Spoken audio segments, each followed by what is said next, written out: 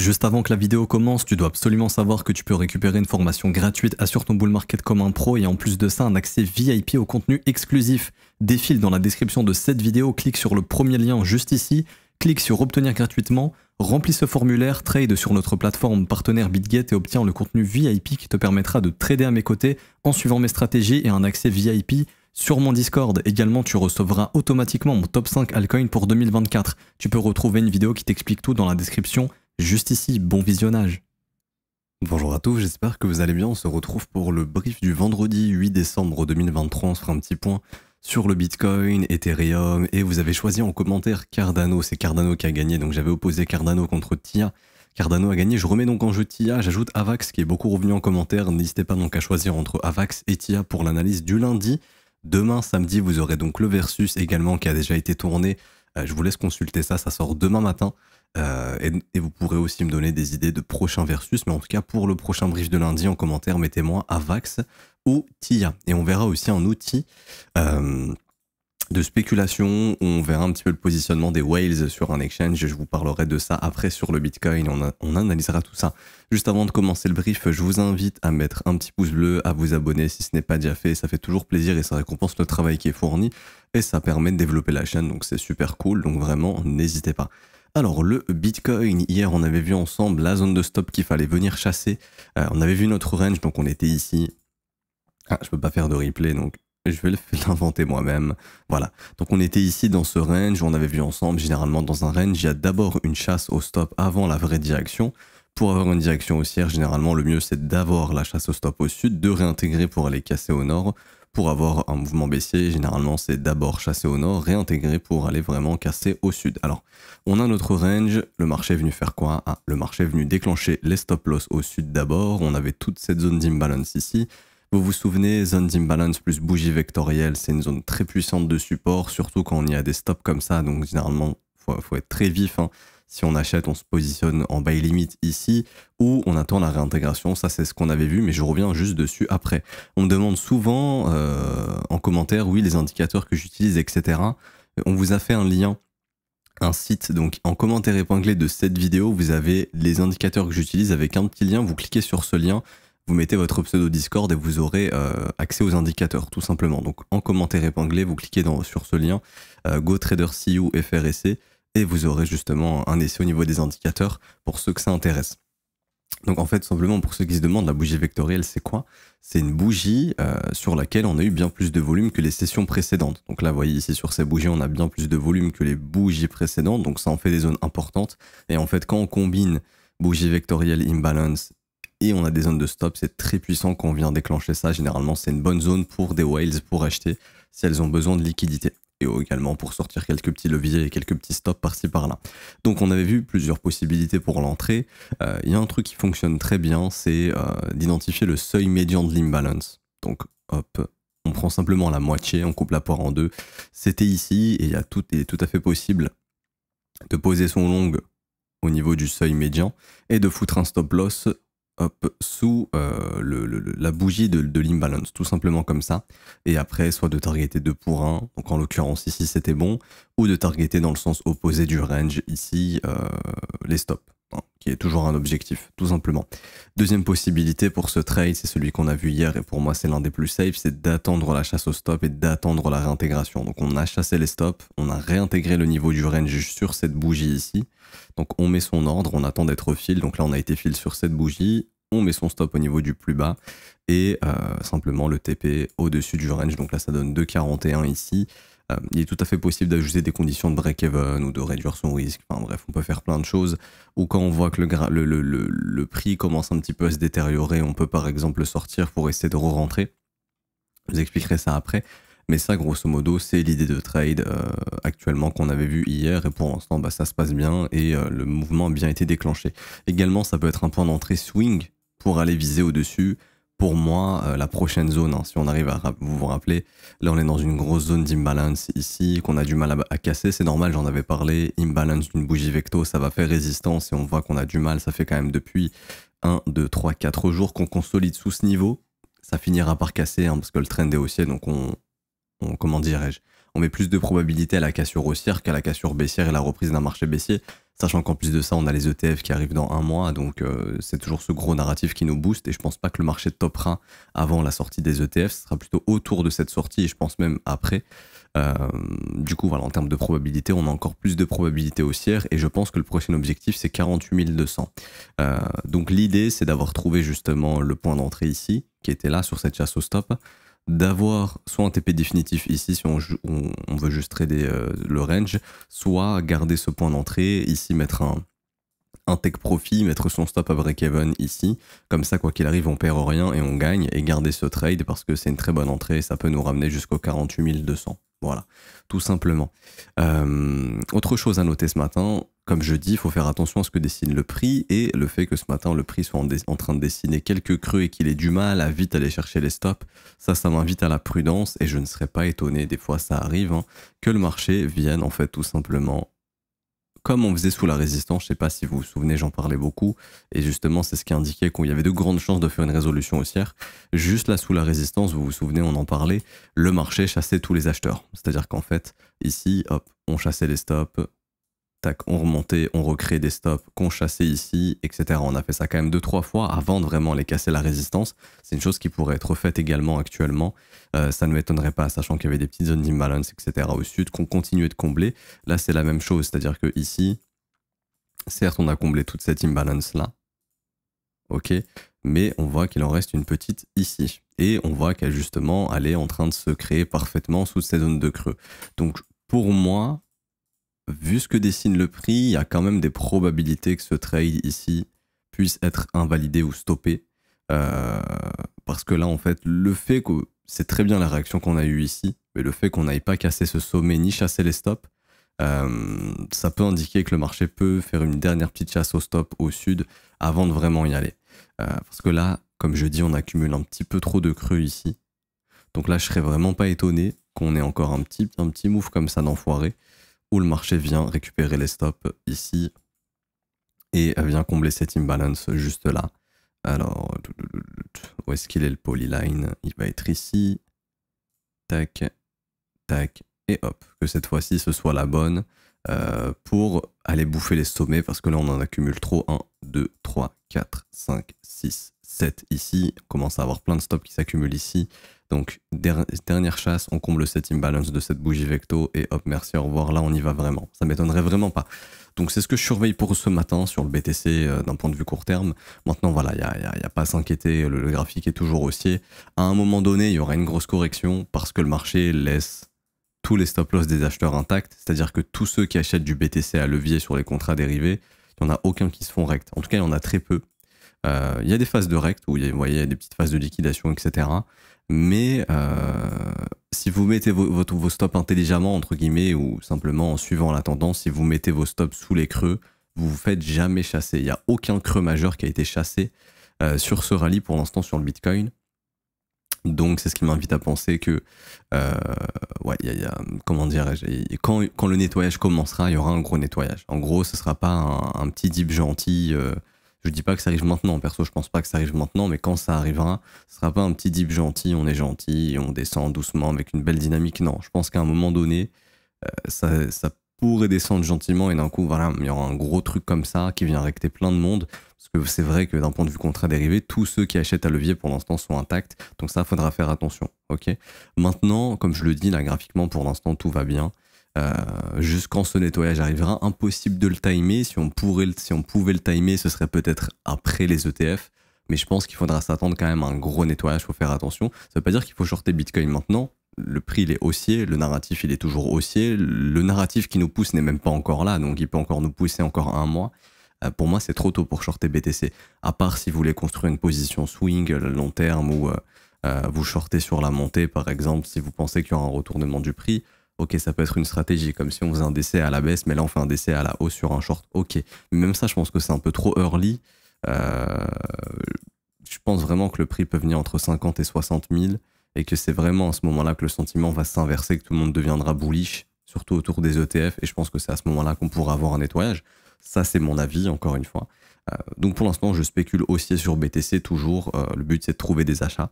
Il y a eu un bel achat qui a été trouvé ici, on l'avait vu ensemble. Maintenant voilà, ce que dessine le prix, ça me rend un peu moins confiant et je me dis que on peut faire encore la même chose une dernière fois avant de vraiment y aller. Des fois c'est pas grave, hein, on peut se tromper une fois et s'y remettre à la deuxième fois. Le but c'est d'avoir un bon risk-reward. Justement, vu qu'on est toujours au minimum à 2 pour 1, voire 2,5 pour 1, on peut se tromper une fois et la deuxième fois, quand ça passe, ça récupère et le stop loss et en plus du profit. Parce qu'encore une fois, quand on a minimum 2 de risk-reward à chaque trade, il suffit d'avoir à peu près avec les frais, on va dire 40% de taux de réussite pour être rentable. Donc il suffit de gagner moins d'une fois sur deux pour faire de l'argent. Et surtout sur des setups comme ça fonctionne très très très très bien. Le taux de réussite est bien au-delà des 40%. Oui, donc ça pour Bitcoin, j'ai fini. Ce dont je voulais vous parler, et je pense que ce sera dans le titre, c'est les grosses whales de Bitfinex. Donc alors Bitfinex, c'est un exchange qui était l'exchange le plus utilisé de 2015 jusqu'à 2017, début 2018. L'exchange est tombé parce qu'il y a eu une perte de confiance à un moment donné sur la plateforme et il n'y a que des whales qui sont restés majoritairement. Et probablement les dirigeants de l'exchange qui sont les whales de cet exchange et qui tradent sur leur exchange. Et en fait, ce qui est bien, c'est qu'on a les datas qui sont communiquées au niveau des longs et des shorts qui sont initiés sur cette plateforme. Et je vais vous faire un petit truc. Ici, je vais rajouter la charte du BTC. Hop, on va mettre ça en régular. Je vais mettre ça à droite. Non, plutôt la charte du Bitcoin, parce que c'est ce que je vais retirer après. Voilà. Donc, ce que vous voyez ici, c'est le ticker. Donc, en bleu, c'est le Bitcoin, tout simplement. Et ici, ce que vous voyez en bougie, c'est le ticker BTC USD Long. Ça veut dire quoi? C'est l'open interest, les positions ouvertes à l'achat sur l'exchange Bitfinex. Et on voit qu'on a un open interest de 72 294 Bitcoin à l'achat, donc c'est énorme ici. Et en fait, on voit que les whales, ce qu'elles ont fait, c'est qu'elles ont acheté du Bitcoin massivement à levier. Donc elles ont long, en fait, elles ont buy the dip. Hein.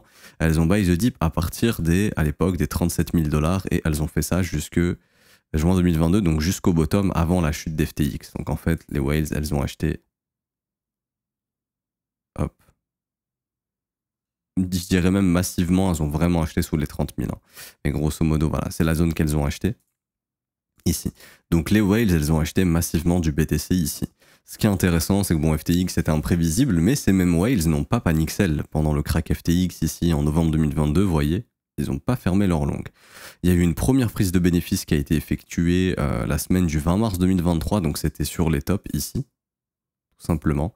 Donc là, quand on était à 31 000 $, ils ont pris du bénéfice, et là on voit que ces mêmes whales sont en train de sortir de leur long, donc il y en a encore beaucoup, hein. Donc ils sont en train de distribuer sur la montée, donc ils ont acheté sur la descente, ça a formé le bottom. Bon, après, il y a eu la déviation avec FTX, mais on a retourné le marché.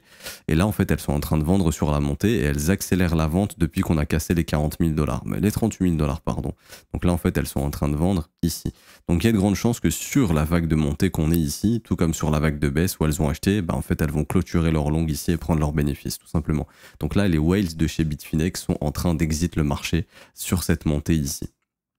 Ça nous apprend quoi? Ça nous apprend que vous devez avoir un comportement similaire, c'est-à-dire prendre des bénéfices quand le marché monte et l'acheter justement quand le marché baisse, tout simplement.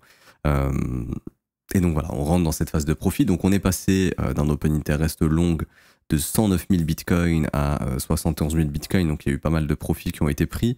En mars 2023, vers les 30 000 $, on est passé de 106 000 à 93 000, donc ça peut juste être une entité, hein, c'est pas impossible, ça peut être Tether. Parce qu'il faut savoir que de base, Tether, ça a été créé par Ryan Carlo. Ryan Carlo, c'était le CEO de l'exchange de Bitfinex. Donc Tether peut très bien trader encore sur Bitfinex, par exemple. Impossible de savoir qui sont ces gens, on sait juste que c'est des gens blindés. Parce que bon, tu peux pas fermer... Parce qu'encore une fois, je le dis, il n'y a pas de retail hein, sur Bitfinex. Je pense qu'il n'y a personne qui connaît l'exchange. En tout cas, si vous êtes nouveau, vous devez le connaître de nom. Mais je pense qu'il n'y a personne qui a tradé dessus. À l'époque, on tradait tous sur Bitfinex. Et après, l'exchange est tombé. Donc voilà. Et c'est comme pour ça que je dis que je crois qu'ils ont perdu 95% des fonds, parce que tous les clients se sont barrés et il n'y a que des whales maintenant sur l'exchange. Et ça n'a pas bougé au niveau des BTC, USD long, etc. Ça continue d'exploser. Donc là, ça diminue pas mal. Donc oui, en tout cas, les whales de chez Bitfinex prennent leur profit, tout simplement. Et donc après, c'est normal, parce qu'on va quand même arriver... On arrive sur un retracement de moitié de tout ce rallye, on va commencer à arriver dans des zones de rechargement de short, le marché commence à devenir un peu vertical, l'euphorie commence un petit peu à arriver, même si Les gens aguerris de ce marché sont toujours bears. Honnêtement, je suis dans un Discord où il y a que des Américains, ils font que shorter depuis les 28 000 $, donc j'ai pas vraiment l'impression que...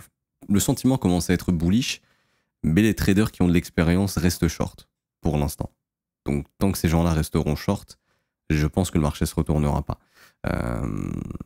Tout simplement. Donc, je pense qu'on peut encore monter et que là, en fait, on va voir au cours des prochains jours et prochaines semaines, ces whales sur Bitfinex continuer de réduire leur exposition sur toute cette montée, tout simplement. Ok.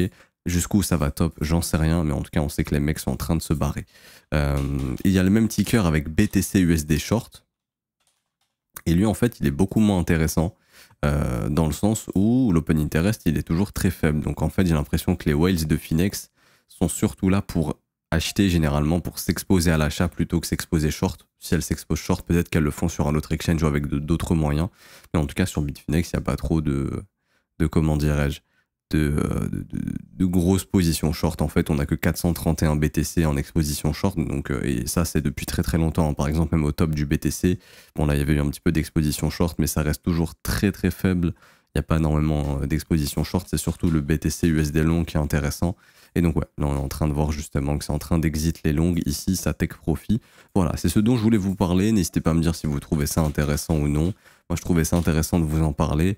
Encore une fois, pour moi, c'est cohérent. Quand le marché devient vertical et qu'il commence vraiment à accélérer, c'est logique d'avoir une prise de bénéfice. Mais là, en tout cas, c'est avec des chiffres, on voit vraiment le comportement. Donc, on a vu qu'ils ont acheté massivement ici, ils ont pris profit ici, ils n'ont pas du tout panic sell sur FTX, le move, et ils sont en train de distribuer là massivement depuis 2-3 semaines, et plus ça va monter, plus je pense qu'ils vont réduire leur exposition, ils vont prendre profit, bah, c'est logique, ils ont acheté là, ils sont en bénéfice, il y a de la liquidité pour le faire, on arrive proche d'un ETF, il y a du narratif haussier, bah let's go pour eux, pour prendre leur bénéfice tout simplement. Même si on va à 100 000 $, les mecs continueront de prendre du profit parce qu'ils sont en gain, tout simplement.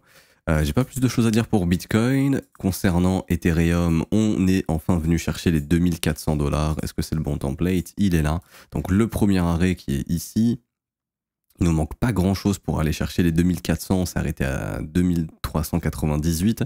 On arrive au contact du premier arrêt, donc on arrive au contact d'un gros niveau. Il va falloir faire extrêmement attention.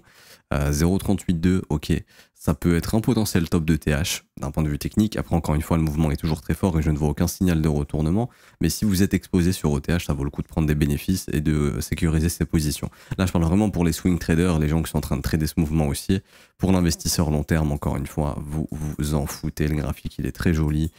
Des W dans des W en mensuel, tant qu'on ne réintègre pas maintenant la cassure, donc tant qu'on ne réintègre pas les 2000 $, voire les 1900 $, c'est haussier, c'est bullish et le graphique il est magnifique. Le jour où on réintègre ça, là on peut spéculer sur un retour déjà zone de rechargement du dernier creux, donc en l'occurrence ça serait la zone des 1820 $, 1680 $, mais surtout on pourrait spéculer sur une chasse des stops ici. Et un retour dans le range. Bon, ça encore une fois, on en est très très loin. C'est bullish ici pour ETH, il n'y a pas de souci à ce niveau-là. Le graphique daily est bullish, j'en parlais hier, je voyais aucun signal de retournement. L'objectif c'était quoi? C'était d'aller bouffer les stops qui s'accumulaient au-dessus du sommet. Bam, ça a été fait, ça c'est bon. Ici sur ETH, on s'approche des 2400, c'est l'objectif. Également, un autre objectif ici, c'est en daily et c'est la prochaine zone de stop au-dessus des 2455 $. Donc voilà, pour moi, c'est un peu le prochain objectif, je pense, au-dessus des 2455 $. Maintenant, en court terme, ce qu'on est en train de voir quand même, c'est une dynamique qui est haussière. Ça, il n'y a pas de souci. Mais pareil, on a toujours ce petit concept de on accumule des creux ici et on a une grosse imbalance qui est là, qui nous attend. Donc à tout moment, on aura un retour du prix entre 2284 et 2311 $ pour venir combler cette imbalance ici, puisqu'on commence également à y accumuler beaucoup de stop loss. Tous ceux qui sont en train d'acheter de l'ETH là sur ce rallye, depuis hier 10h du matin, heure de New York, sont en train de foutre tout leur stop ici. Donc ça serait une zone à chasser. Quel serait un signal qu'on c'est bon, on peut aller s'attaquer au stop loss? Ça serait la rupture d'un des creux ici. Donc là, je vois qu'on est en train de casser l'un des derniers creux juste ici. Donc ça peut être considéré comme un premier signal qui indiquera que potentiellement, si on ne pousse pas, on peut avoir un retracement. C'est minime, hein. Là je vous parle vraiment d'une petite chute de 2,7% pour aller chercher les stops. Mais encore une fois, ça peut se faire dans beaucoup plus longtemps. Le prix peut continuer de consolider comme ça et d'y aller. Ok. Ça se trouve, on n'ira même pas encore une fois. Mais moi, perso, je trouverais que ce serait une zone ici pour rentrer à l'achat plutôt intéressante. Vous vous rappelez, on avait vu hier la zone de rechargement du dernier creux, c'était une zone idéale pour retourner le prix. Ici, zone de rechargement, on avait vu ensemble, soit on casse le sommet et on va en RLZ, soit on fait directement le W bottom pour reverse. On a fait le W bottom, signal ici, continuation haussière. Donc bonne lecture du prix hier. Ça fait que la zone de rechargement a bien tenu, ça on en avait parlé, c'était la zone à maintenir vis-à-vis de ce dernier creux. Et là, même exercice, je prends tout simplement ce creux ici, je trace mon petit fib, et on voit que plus ça monte, plus la zone de rechargement, en fait, elle va venir dans cette zone d'imbalance au niveau de ses stops. Donc ce sera une future zone à acheter qui sera assez intéressante pour poursuivre le trend. Quand est-ce qu'on y viendra, j'en sais rien, mais ce sera une zone plus ou moins intéressante. Là, honnêtement, se positionner acheteur, ici, là, sur OTH, ça me paraît un peu compliqué. Je parle pour capturer un dip, hein, encore une fois, on est bien d'accord. Je parle voilà, pour capturer un dip comme celui-ci, comme on l'a vu sur BTC. Là, quand on a un petit dip comme ça, est-ce qu'on en aura encore un dernier? J'en sais rien. Pour l'instant, non, mais c'est le dip qu'on avait vu hier.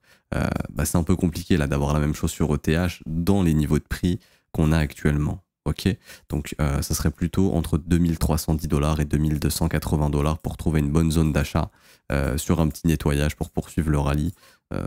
En gros, voilà, comme ça, hop, et merci, au revoir, on continue le rallye, tout simplement. Est-ce qu'on y viendra encore une fois? Je ne sais pas. Ce qu'il faut bien retenir, c'est qu'on est très haussier, mais qu'on arrive quand même dans une zone où il faut faire extrêmement attention. 2400 $, on est toujours dans cette grosse zone d'imbalance.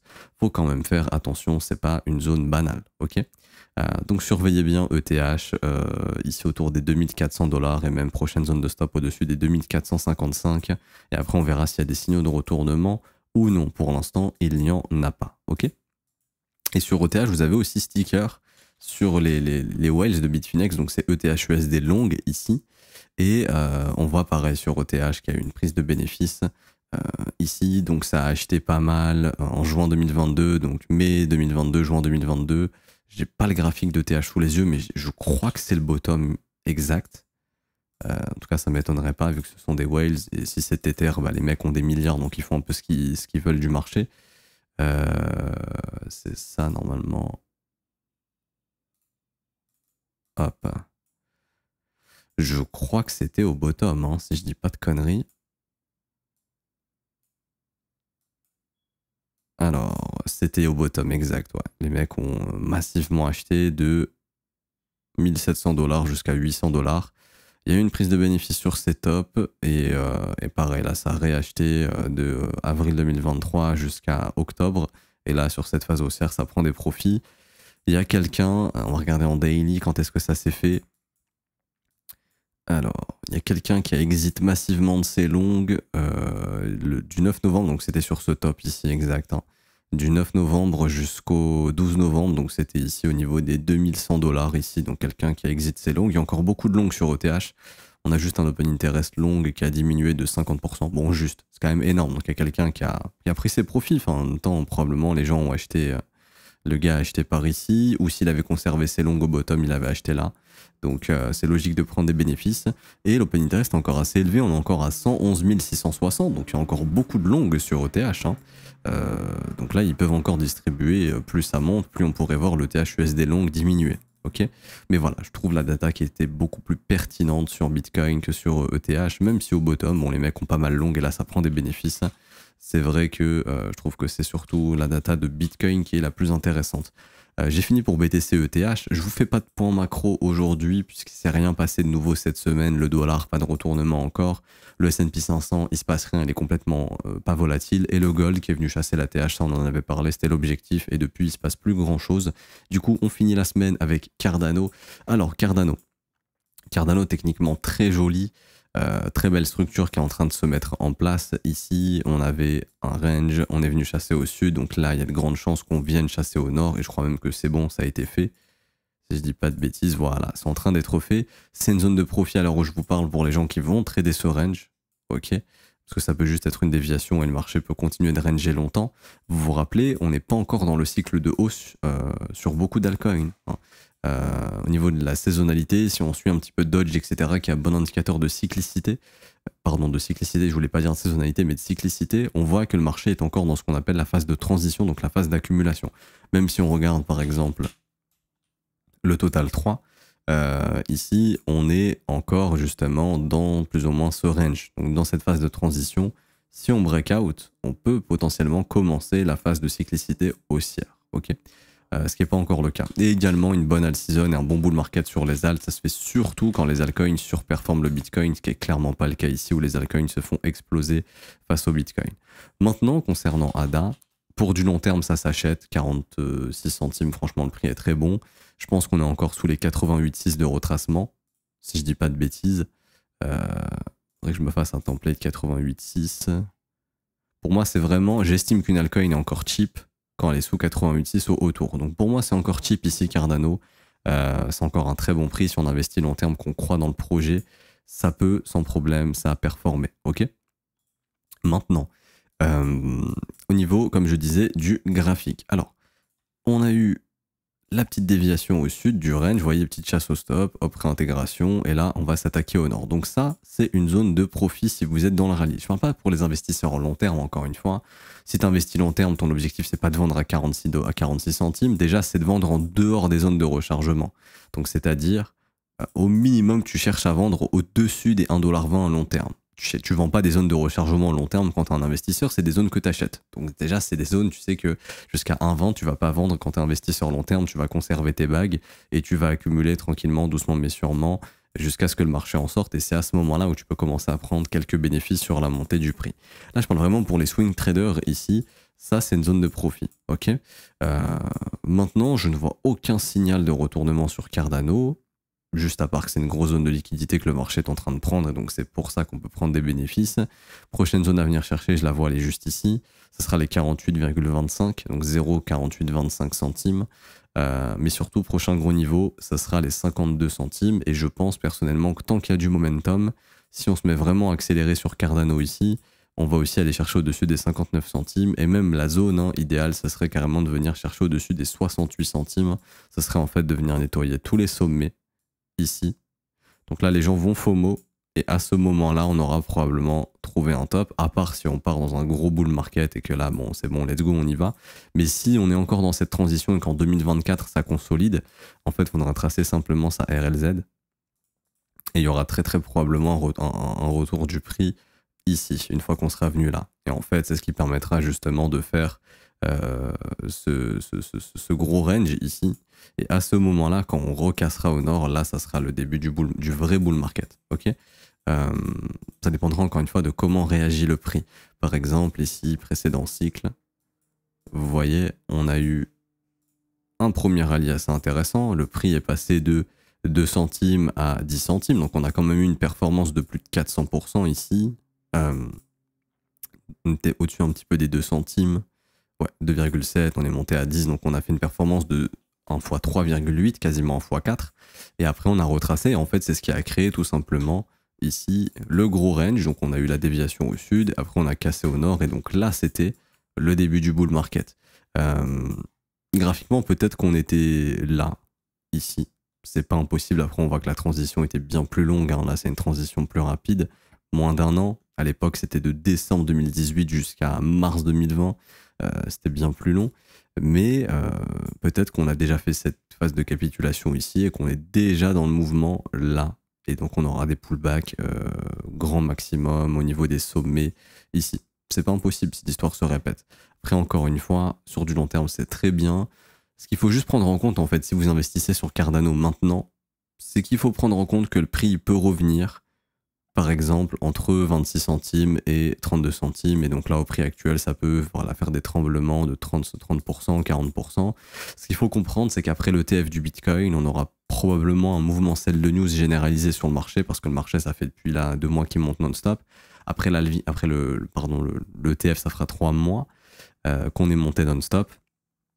Et il y a fort à parier qu'à un moment donné, il y aura une grosse correction sur BTC. Comme je le disais, juste pour dégager les traders à levier. Hein, donc, tous les gars qui ont acheté à levier de Bitcoin et qui foutent leur stop n'ont pas été touchés encore. Donc, à ce moment-là, il y aura un gros nettoyage pour dégager ces gens-là.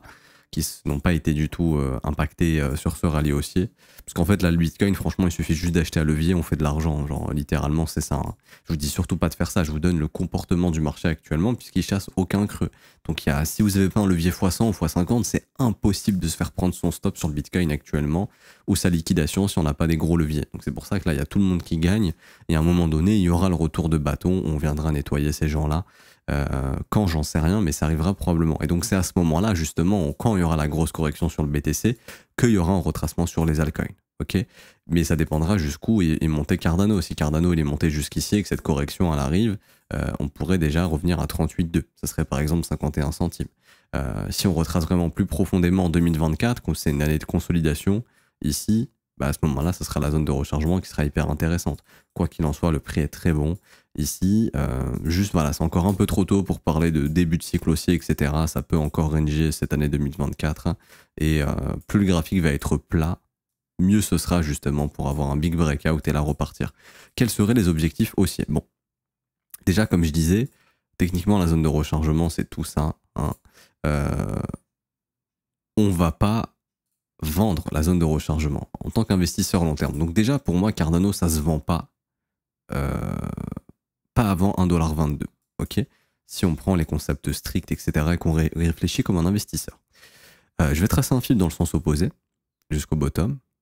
Donc on a 38,2 qui est en dehors de la zone de rechargement, donc 1,30$ c'est une zone de profit. On y voit également deux sommets bien égaux, donc ça c'est une zone qui se fera chasser. Donc pour moi, 1,32$ c'est une zone de TP pour un investisseur long terme, ici. Donc je peux mettre TP intermédiaire, ça peut même être le premier TP d'un investisseur long terme.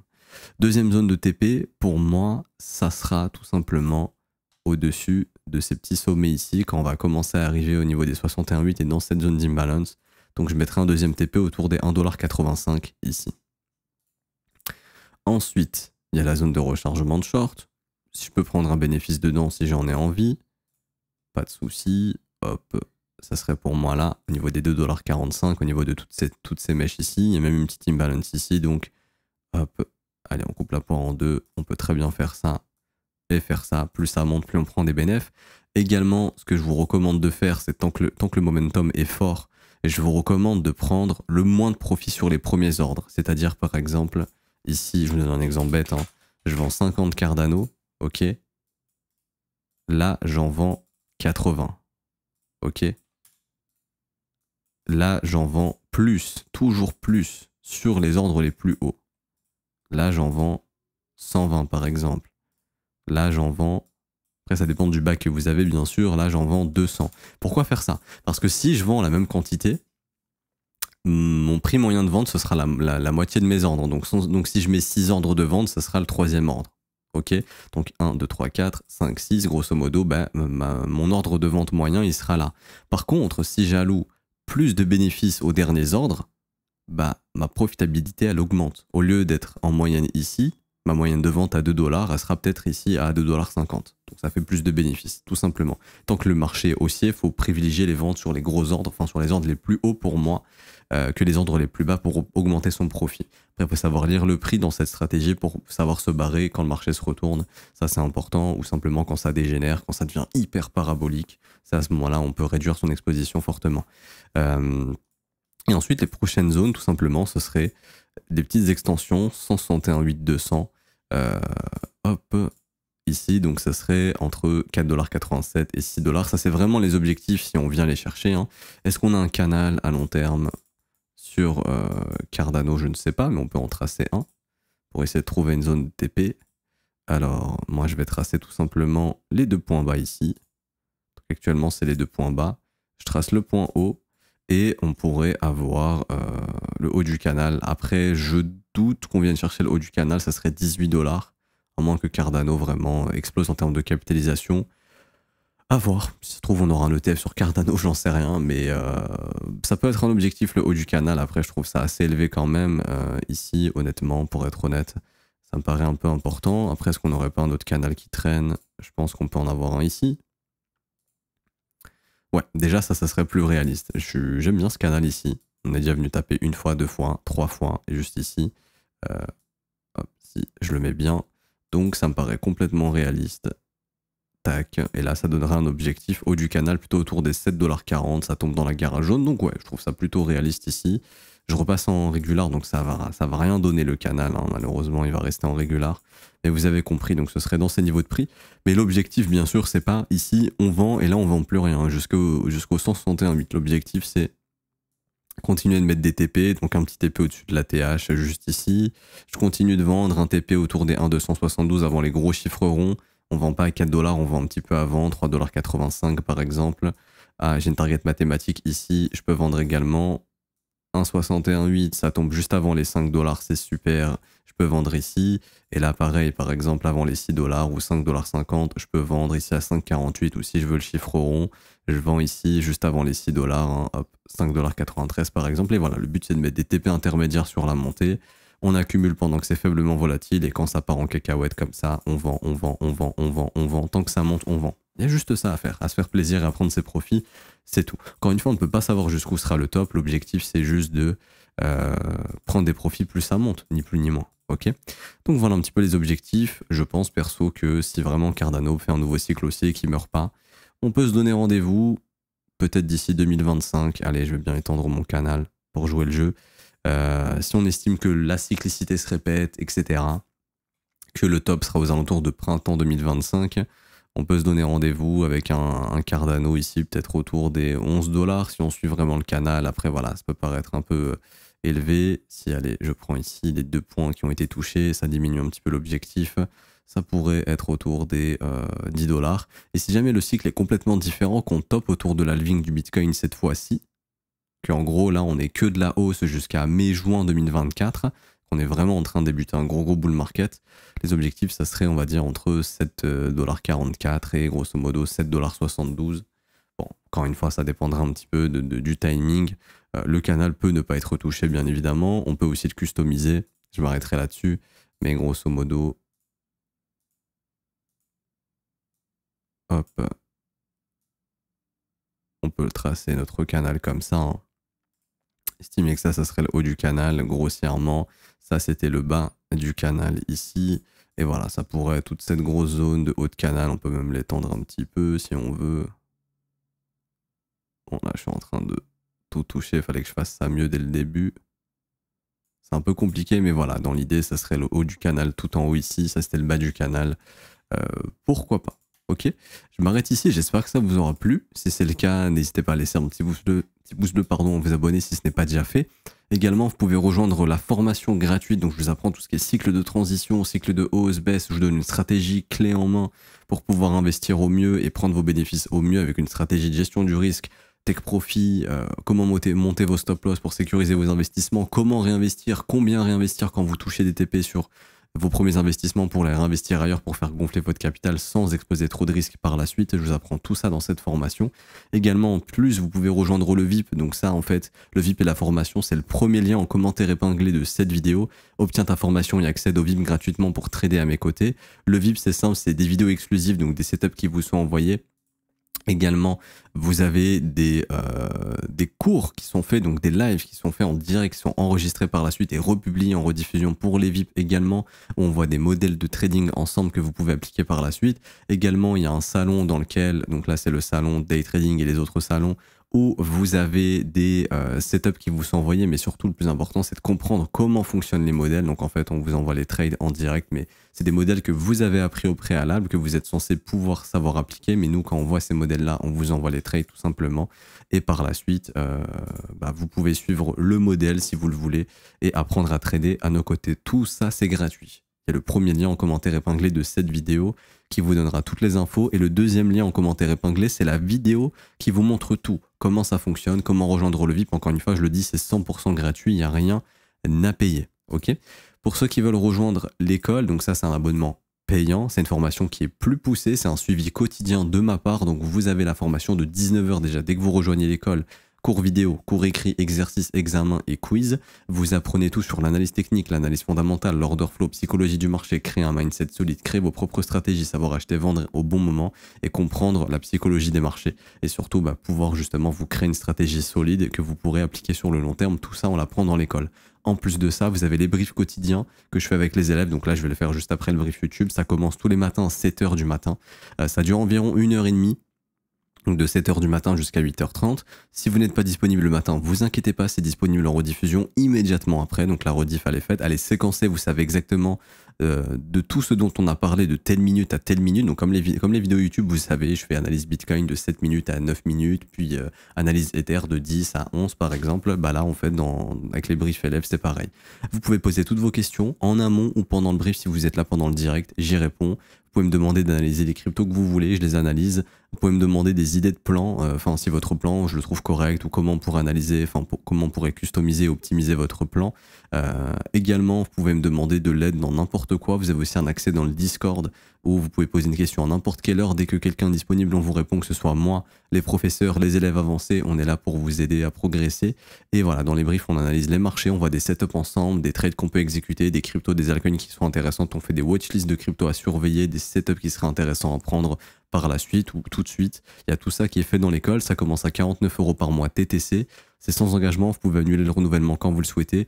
Et vous avez les offres 3 mois, 6 mois, 12 mois qui ont des réductions. On a actuellement 36% de réduction sur l'offre annuelle à 380 € TTC au lieu de 588. Donc par mois, c'est ce qui donne grosso modo 31 € par mois au lieu de 49 € par mois. C'est un paiement one shot, mais c'est comme si vous aviez payé 31 € par mois. Donc il y a quand même une grosse réduction sur l'offre 12 mois.